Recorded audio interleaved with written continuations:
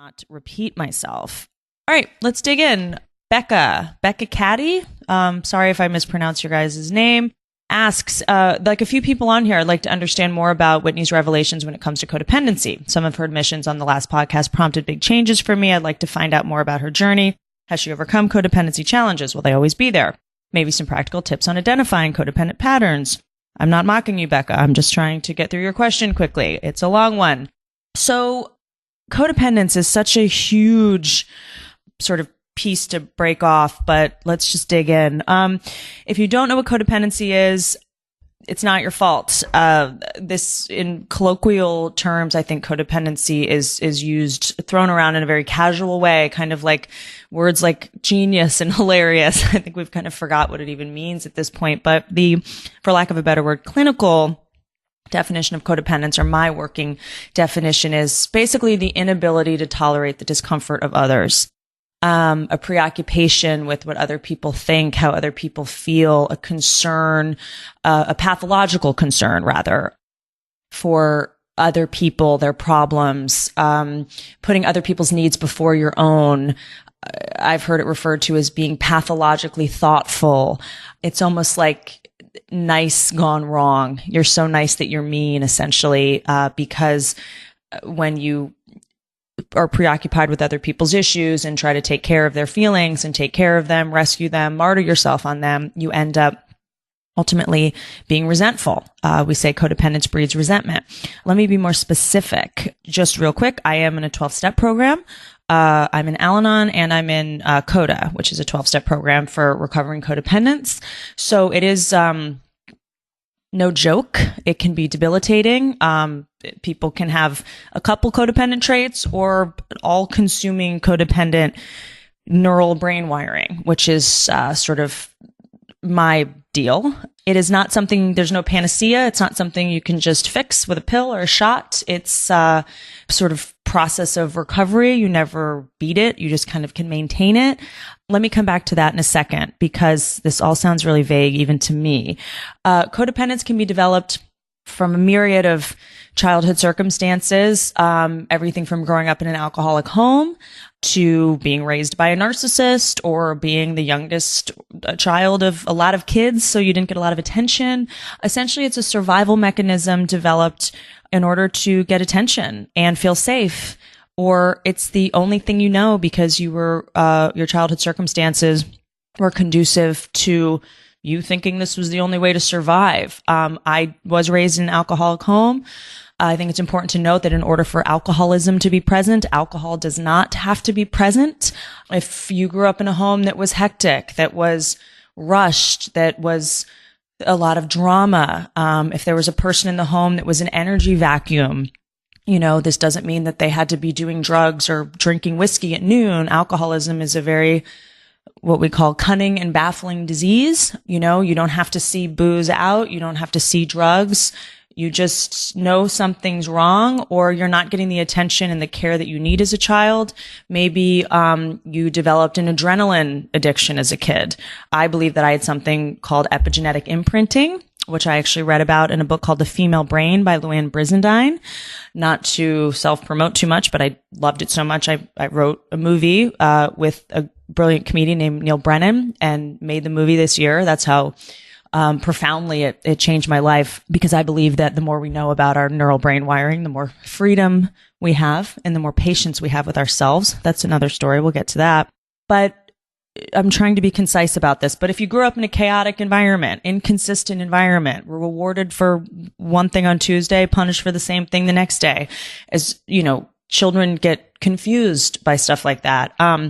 Any kind of mental disorders, distractions growing up, a divorce, a trauma, or you grew up in a relatively copacetic environment and still have a preoccupation with other people's needs because it gives you meaning. Codependence can manifest for anything from exhausting yourself, worrying about other people, finding yourself in relationships or attracted to people who you can rescue or fix. I think my codependent bottom was, being in a relationship with somebody who I had to take care of, financially, emotionally, caused me a tremendous amount of stress. Oh, I jumping around. I didn't finish my thought on epigenetic imprinting. That's when in utero, a child becomes addicted to stress chemicals in the womb because the mother is stressed out. So if you grew up around a tense marriage, tension in general, any kind of anxiety, low income homes are particularly susceptible to this because of the, constant financial stress. So if your mother in utero is producing adrenaline, cortisol, norepinephrine, phenylethylamine, all these chemicals, the fetus then becomes addicted to it the same way a crack baby would. A lot of crack babies are born with an addiction to crack. Tragic, obviously, but I had a predisposition to be addicted to adrenaline. And I, as an adult, recreated my childhood circumstances by seeking out relationships that caused me stress and adrenaline. That's what was familiar to me. It felt safe.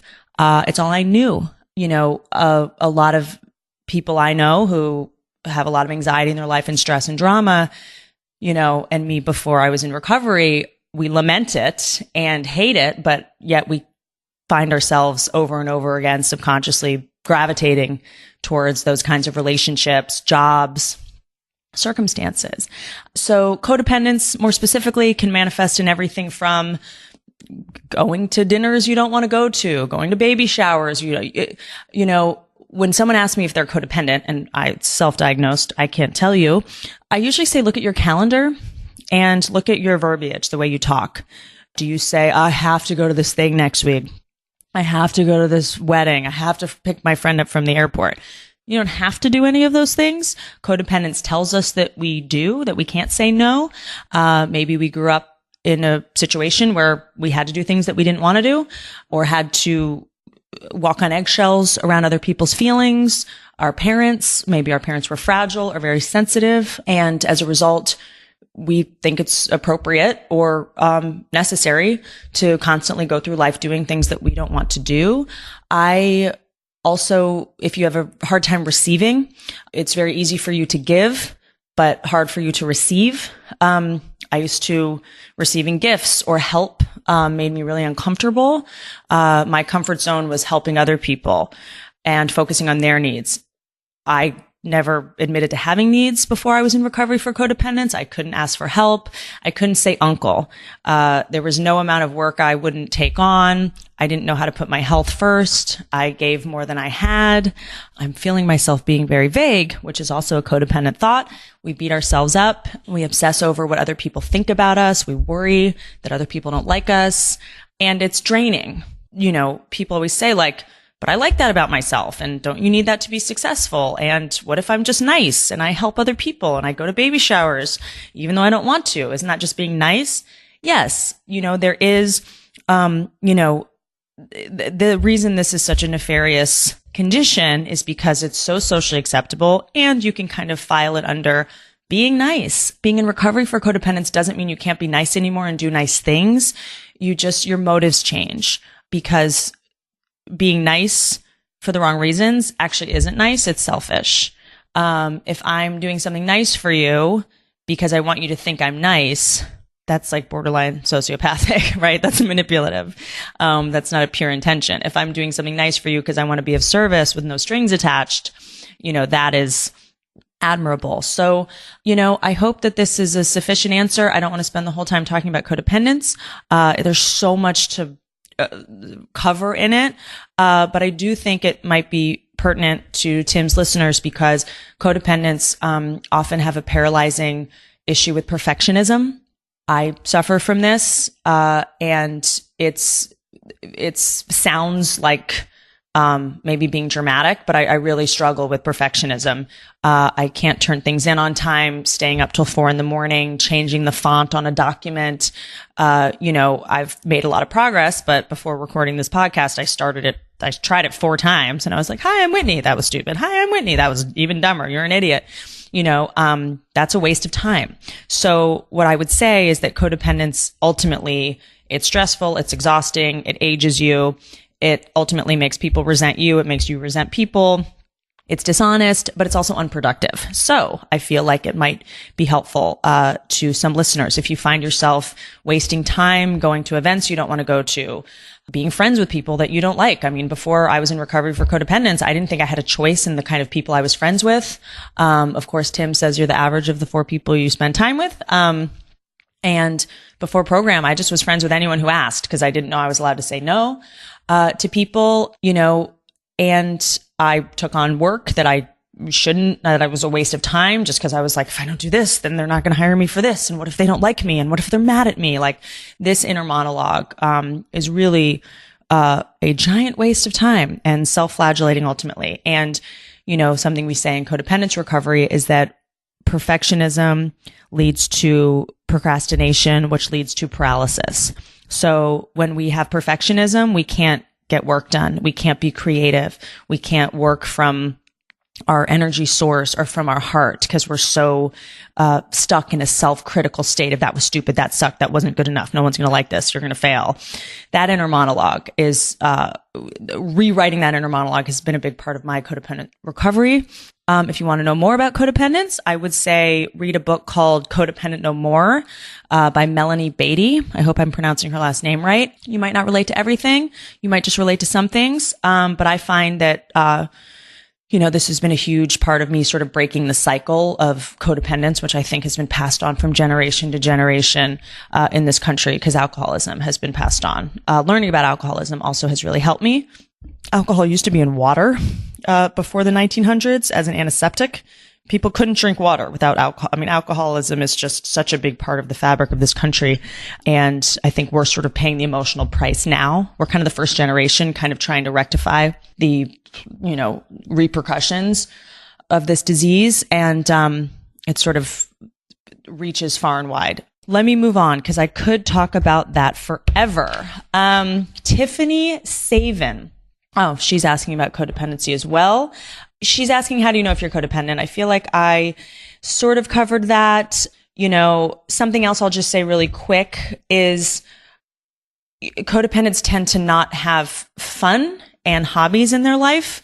This is embarrassing to admit, but before I was in recovery for codependence, I didn't have fun. That sounds weird. Like I would go to a party and I'd be like, I felt like I was performing fun or just trying to get it over with. I had a hard time being present because I was so in my head about having fun perfectly. And it's like having codependency is like having a sports announcer constantly weighing in on your performance in life.